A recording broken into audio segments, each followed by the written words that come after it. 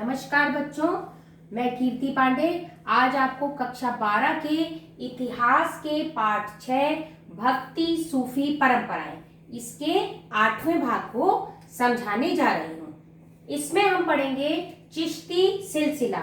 हमने सिलसिला के बारे में पढ़ा था, सिलसिला जंजीर, तो कुछ याद होगा पिछले भाग में हम पढ़ा था। तो वही सिलसिला के बारे में हम पढ़ रहे हैं कि चिश्ती जो सिलसिला था उसके बारे में।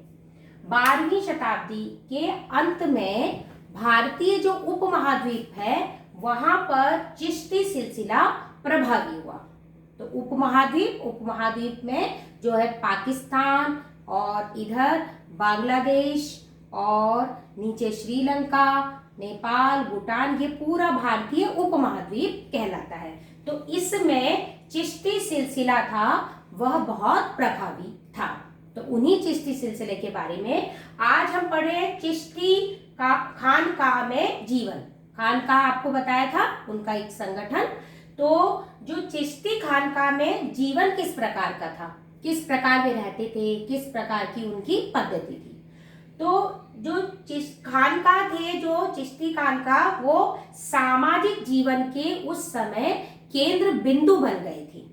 अब इसमें हम पढ़ रहे हैं 14वीं शताब्दी में शेख निजामुद्दीन औलिया खानकाह जो कि दिल्ली में स्थित है उसके बारे में आज हम विस्तार से पढ़ रहे हैं। दिल्ली में स्थित है शेख निजामुद्दीन औलिया और ये खानकाह है।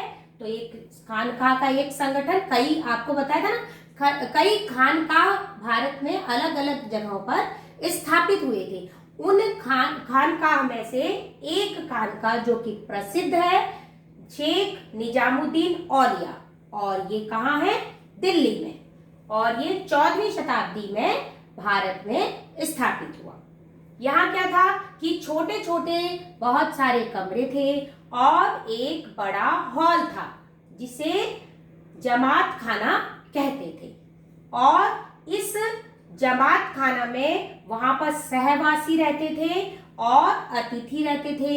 इसके जो शेख निजामुद्दीन औलिया थे उनके परिवार के सदस्य रहते थे, उनके मित्र रहते थे। तो इस प्रकार सभी लोग उस हॉल में रहते थे।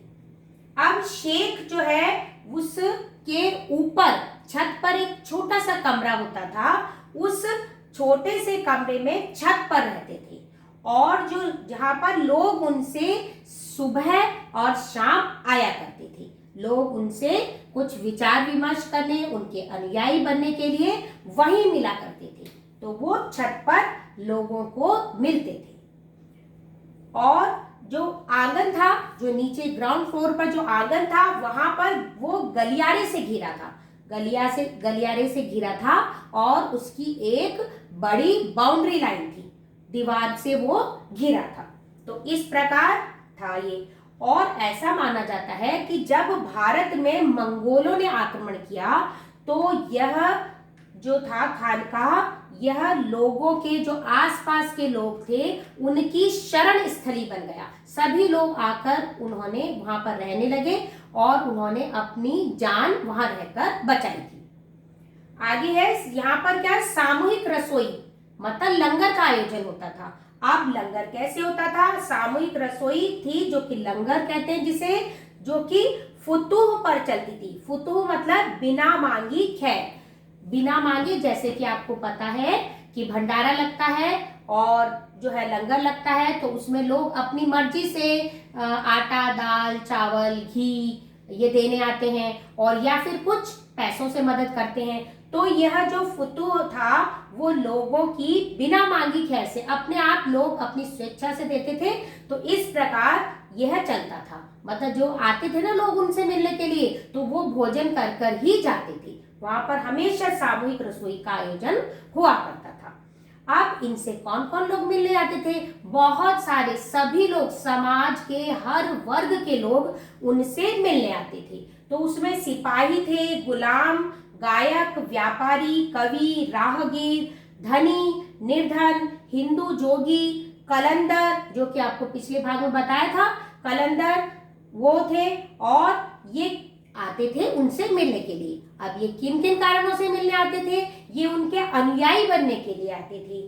और ये उनकी इबादत करने के लिए आते थे। ये उनसे ताबीज लेने आते थे।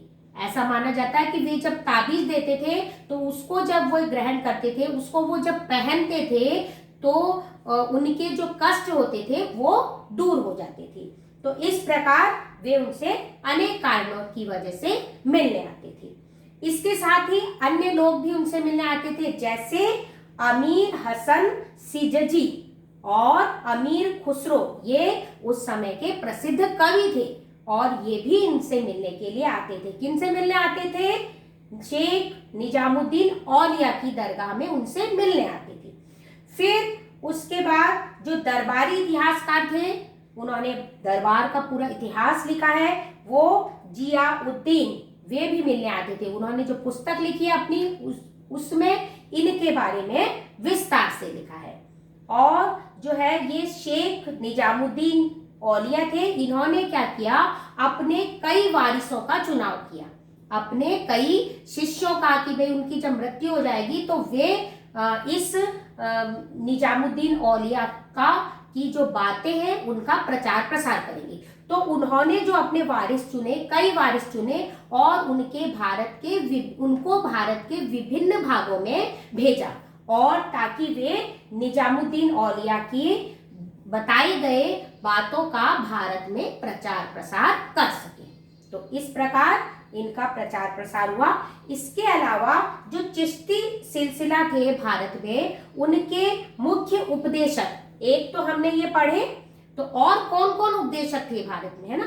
तो उनमें थे शेख नसीरुद्दीन चिराग ए दिल्ली, ये भी दिल्ली में है। ये आपको बताया निजामुद्दीन औलिया, ये तो दिल्ली में है ही, और साथ में शेख नसीरुद्दीन चिराग ए दिल्ली, यह भी दिल्ली में ही स्थित है। साथ में शेख फरीदुद्दीन जंग ए शकर, ये अजोधन पाकिस्तान में स्थित है। और निजामुद्दीन औलिया, यह दिल्ली में स्थित है। बच्चों एक लाइन ऊपर वाली छूट गई है, तो ये देखेंगे इसके second last line, Sheikh Moinuddin Chishti, यह है अजमेर में, यह भी प्रसिद्ध है, बहुत ज्यादा प्रसिद्ध है, अजमेर राजस्थान में है ये, और इनके बारे में हम कल पढ़ेंगे। शेख मोइनुद्दीन चिश्ती राजस्थान में है ये और अजमेर में स्थित है, और इनके बारे में हम विस्तार से कल पढ़ेंगे। और ख्वाजा कुतुबुद्दीन बख्तियार काकी, ये भी दिल्ली में स्थित है। तो इस प्रकार चिश्ती सिलसिला भारत के जो प्रमुख उपदेशक थे चिश्ती सिलसिला के, ये थे। इनमें से आज हमने पढ़ा शेख निजामुद्दीन औलिया, जो कि दिल्ली में स्थित है, और दूसरा हम कल पढ़ेंगे शेख मोइनुद्दीन चिश्ती, जो कि अजमेर राजस्थान में है, और इन्हें गरीब नवाज के नाम से जाना जाता है। और आज का बच्चों होमवर्क यह है कि आपको विस्तार से लिखना है। लॉन्ग क्वेश्चन में आता है कि चिश्ती खानकाह में जीवन, इसको आपको विस्तार से लिखना है। आप लिखेंगे चिश्ती खानकाह में जीवन के बारे में बताइए, या फिर लिखेंगे प्रश्न अथवा करके शेख निजामुद्दीन औलिया खानकाह के बारे में आप क्या जानते हैं, और आपको ये सभी बिंदु इसमें यहाँ पर कई वारिसों को चुना, जैसा मैंने समझाया, वो अपने शब्दों में आपको लिखना है। तो ये लॉन्ग क्वेश्चन में आता है। बच्चों आज का भाग समाप्त हुआ, कल फिर मिलेंगे। धन्यवाद।